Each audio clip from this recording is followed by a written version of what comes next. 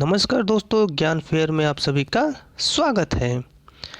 आज की इस वीडियो पार्ट में हम लोग जीके जीएस के महत्वपूर्ण प्रश्नों को सॉल्व करने वाले हैं, जो प्रश्न विभिन्न प्रतियोगी परीक्षाओं के लिए बहुपयोगी होगा। इस सीरीज में हम लोग डेली 50 प्रश्न को सॉल्व करने वाले हैं। जो भी प्रश्न होंगे वो वन लाइनर प्रश्न होंगे। तो अगर वीडियो आपको अच्छी लगे तो प्लीज़ सब्सक्राइब कर दीजिएगा, लाइक शेयर और जो भी समझ में आए वो कर दीजिएगा भाई, सपोर्ट करिएगा भाई का। ठीक, चलिए चलते हैं आगे। पहला क्वेश्चन है, सिल्क मार्ग को आरंभ कराया था। अर्थात सिल्क मार्ग को किसने आरंभ कराया था? तो वो कनिष्क ने आरंभ कराया था। दूसरा है, कुषाण वंश का अंतिम शासक था। अर्थात कुषाण वंश का अंतिम शासक कौन था? तो वो वासुदेव था। कौन? वासुदेव था कुषाण वंश का अंतिम शासक। तीसरा है, गुप्त वंश की जानकारी मिलती है। अर्थात गुप्त वंश की जानकारी कहाँ से मिलती है? तो वायु पुराण से मिलती है। गुप्त वंश की जानकारी, गुप्त वंश की जानकारी वायु पुराण से मिलती है। ठीक। चौथा है, समुद्रगुप्त को भारत का नेपोलियन कहा था। अर्थात समुद्रगुप्त को भारत का नेपोलियन किसने कहा था? तो वो विसेंट आर्थर स्मिथ ने कहा था। किसने? विसेंट आर्थर स्मिथ ने समुद्रगुप्त को भारत का नेपोलियन कहा था। पांचवा है, सिक्कों पर बीणा बजाते स्थित है। अर्थात सिक्कों पर बीणा बजाते हुए किसकी प्रतिमा स्थित है? तो वो समुद्रगुप्त की प्रतिमा स्थित है, सिक्कों पर बीणा बजाते हुए। ठीक। छठा है, भारत का बिस्मार्क है। अर्थात भारत का बिस्मार्क कहा जाता है किसे? तो वो वल्लभ भाई पटेल को। ठीक। सातवां है, भारत का आइंस्टीन है। अर्थात भारत का आइंस्टीन किसे कहते हैं? तो वो नागार्जुन को कहते हैं। किसे? नागार्जुन को भारत का आइंस्टीन कहते हैं। ठीक। आठवां है, भारत का मिल्टन कहा जाता है। अर्थात भारत का मिल्टन किसे कहा जाता है? तो वो अश्वघोष को कहा जाता है। किसे? अश्वघोष को। नौवां है, ईरान का नेपोलियन कहा जाता है। अर्थात ईरान का नेपोलियन किसे कहते हैं? तो वो नादिर शाह को कहते हैं। ईरान का नेपोलियन नादिर शाह को। ठीक। 10वां है, समुद्रगुप्त का दरबारी कवि था। अर्थात समुद्रगुप्त का दरबारी कवि कौन था? तो हरिसेन था समुद्रगुप्त का दरबारी कवि। कौन? हरिसेन था समुद्रगुप्त का दरबारी कवि। ठीक। 11 है, प्रसिद्ध चीनी यात्री फायान आया था। अर्थात फायान किसके दरबार में और कब आया था? तो फायान 5वीं शताब्दी में चंद्रगुप्त द्वितीय के काल में आया था। कब? 5वीं शताब्दी में चंद्रगुप्त द्वितीय के काल में फायान आया था। ठीक। 12 है, चंद्रगुप्त द्वितीय ने अपनी दूसरी राजधानी बनाया था।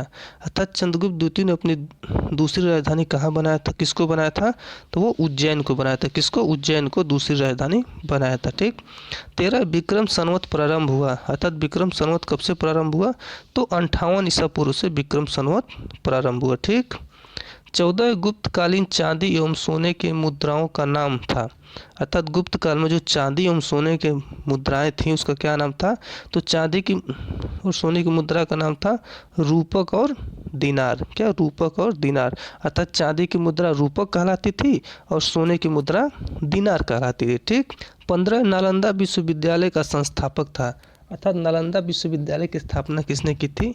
तो वो कुमार गुप्त ने की थी नालंदा विश्वविद्यालय की स्थापना। ठीक। 16, नालंदा विश्वविद्यालय को ध्वस्त किया था। अर्थात नालंदा विश्वविद्यालय को किसने ध्वस्त कर दिया, फिर किसने तोड़ दिया?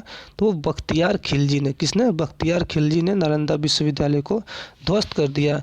बख्तियार खिलजी जो था वो मोहम्मद गौरी का सेनापति था। किसका? मोहम्मद गौरी का सेनापति था बख्तियार खिलजी। ठीक। 17, विक्रमशिला विश्वविद्यालय की स्थापना किया था। अर्थात अब विक्रमशिला विश्वविद्यालय की स्थापना किसने किया था? तो वो धर्मपाल ने किया था। किसने? धर्मपाल ने किया था विक्रमशिला विश्वविद्यालय की स्थापना। ठीक। 18, महरौली में स्थित राजा चंद्र के लौह स्तंभ को बनवाया था। अर्थात महरौली में स्थित राजा चंद्र के लौह स्तंभ को किसने बनवाया था? तो चंद्रगुप्त द्वितीय ने बनवाया था। किसने? चंद्रगुप्त द्वितीय ने। ठीक। 19 से गंगई कुंड कहा जाता है। अर्थात गंगई कुंड किसे कहा जाता है? तो राजेंद्र प्रथम को कहा जाता है गंगई कुंड। ठीक। 20 से गुप्त काल की राजकीय भाषा है। अर्थात गुप्त काल की राजकीय भाषा कौन सी है थी? तो संस्कृत थी गुप्त काल की राजकीय भाषा। ठीक। 22 से भारतीय इतिहास का स्वर्ण युग कहा जाता है। अर्थात भारतीय इतिहास का स्वर्ण युग किस काल को कहा जाता है? तो वो गुप्त काल को कहा जाता है भारतीय इतिहास का स्वर्ण काल। किसको? गुप्त काल को। ठीक। 23 से गुप्त वंश का अंतिम शासक था। अर्थात गुप्त वंश का अंतिम शासक कौन था? तो वो विष्णुगुप्त था। गुप्त वंश का अंतिम शासक कौन? विष्णुगुप्त। ठीक।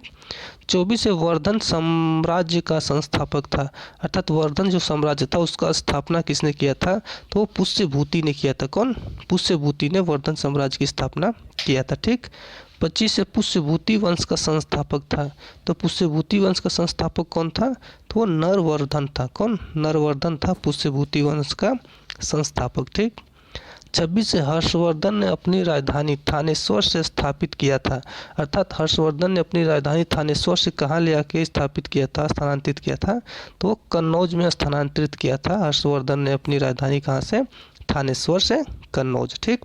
27 से भूमि देने की सामंती व्यवस्था को प्रारंभ किया, अर्थात भूमि देने की सामंती व्यवस्था को किसने प्रारंभ किया था? तो वो हर्षवर्धन ने भूमि देने वाली सामंती व्यवस्था को स्टार्ट किया था। ठीक। 28 से चीनी यात्री हेंग सांग किसके शासनकाल में भारत आया था? तो हेंग सांग जो था वो हर्षवर्धन के शासनकाल में भारत आया था 606 से 647 ईस्वी में। ठीक। 29 से हेंग सांग द्वारा लिखित पुस्तक है, अर्थात हेंग सांग ने कौन सी पुस्तक लिखी है? तो वो CU की, कौन सी? CU की हेंग सांग की पुस्तक है। 30 से यात्रियों का राजकुमार कहा जाता है, अर्थात यात्रियों का राजकुमार किसे कहते हैं? तो वो हेंग सांग को कहते हैं यात्रियों का राजकुमार। ठीक। 31 से नीति का पंडित और शाक्य मुनि कहा जाता है, नीति का पंडित और शाक्य मुनि किसे कहते हैं? तो वो हेंग सांग को ही कहते हैं नीति का पंडित और शाक्य मुनि किसे? हेंग सांग को। ठीक। 32 से हर्षवर्धन का दरबारी कवि था। कौन? बाणभट्ट, अर्थात बाणभट्ट जो था हर्षवर्धन का दरबारी कवि था। ठीक। 33 से पुलकेशिन द्वितीय ने हर्षवर्धन को पराजित किया था, तो पुलकेशिन द्वितीय ने हर्षवर्धन को कब पराजित किया? तो 634 ईस्वी में नर्मदा नदी के तट पर पुलकेशिन द्वितीय ने हर्षवर्धन को पराजित किया था। हर्षवर्धन प्रत्येक 5 वर्ष बाद धार्मिक सम्मेलन करता था, अर्थात हर्षवर्धन प्रत्येक 5 वर्ष बाद धार्मिक सम्मेलन कहाँ करता था? तो वो प्रयाग में करता था। कहाँ? प्रयाग में। 35 से हर्षवर्धन का भू राजस्व दर था, अर्थात हर्षवर्धन जो राजस्व कर लगाता था वो कितना था?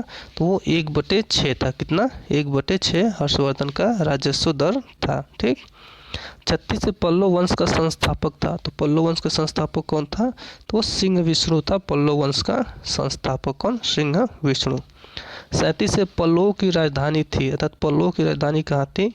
तो कांचीपुरम तमिलनाडु में पल्लव की राजधानी थी। कहाँ? कांचीपुरम तमिलनाडु।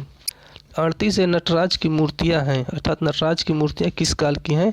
तो राष्ट्रकूट काल की हैं नटराज की मूर्तियां। 39 से राष्ट्रकूट वंश का संस्थापक था, तो राष्ट्रकूट वंश का संस्थापक कौन था? दंती दुर्ग था, अर्थात दंती दुर्ग ने राष्ट्रकूट वंश की स्थापना किया था। ठीक। 40 से राष्ट्रकूट वंश की राजधानी थी, तो राष्ट्रकूट वंश की राजधानी कौन सी थी? तो मानेकखेड़ थी राष्ट्रकूट वंश की राजधानी। 41 से चालुक्यों की राजधानी थी, तो चालुक्यों की राजधानी कौन सी थी? तो वातापी थी चालुक्यों की राजधानी वातापी। ठीक। 42 से कल्याणी के चालुक्य वंश की स्थापना किया था, अर्थात जो कल्याणी का चालुक्य था उसकी स्थापना किसने किया था? तो तैलप द्वितीय ने किया था कल्याणी के चालुक्य वंश की स्थापना। ठीक। 43 से चोल वंश का अंतिम शासक था, चोल वंश का अंतिम शासक कौन था? तो राजेंद्र चोल था। कौन? राजेंद्र चोल था चोल वंश का अंतिम शासक। ठीक।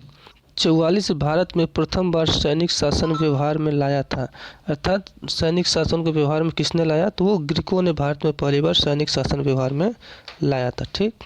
45 से नौ सैनिक शक्ति के लिए प्रसिद्ध था, तो नौ सैनिक शक्ति के लिए कौन प्रसिद्ध था? तो चोल वंश प्रसिद्ध था नौ सैनिक के लिए। ठीक। 46 स्थानीय स्वशासन विशेषता थी, अर्थात स्थानीय स्वशासन किसकी विशेषता थी? तो चोल वंश की विशेषता थी स्थानीय स्वशासन। 47 से होयसल वंश की राजधानी थी, अर्थात होयसल वंश की राजधानी कौन सी थी? तो द्वार समुद्र थी होयसल वंश की राजधानी। 48 से हुणों का आक्रमण हुआ, अर्थात हुणों का आक्रमण किसके समय हुआ? तो स्कंदगुप्त के समय हुआ था हुणों का आक्रमण। ठीक। 49 से हुणों का प्रथम शासक था, तो हुणों का प्रथम शासक कौन था? तो तोरमाड़ था हुणों का प्रथम शासक तोरमाड़। ठीक। 50 से सैयद वंश का संस्थापक था, सैयद वंश की संस्थापक था। सैयद वंश की स्थापना किसने की थी? तो अलाउद्दीन आलम शाह ने सैयद वंश की स्थापना किया था, अर्थात सैयद वंश का संस्थापक अलाउद्दीन आलम शाह था। ठीक। तो इस तरीके से हमारी 50 क्वेश्चन कंप्लीट हुए। अगर वीडियो आपको अच्छी लगी हो, कुछ समझ में आया हो, तो प्लीज़ लाइक, शेयर और सब्सक्राइब करना बिल्कुल ना भूलें। आज के लिए इतना ही, धन्यवाद।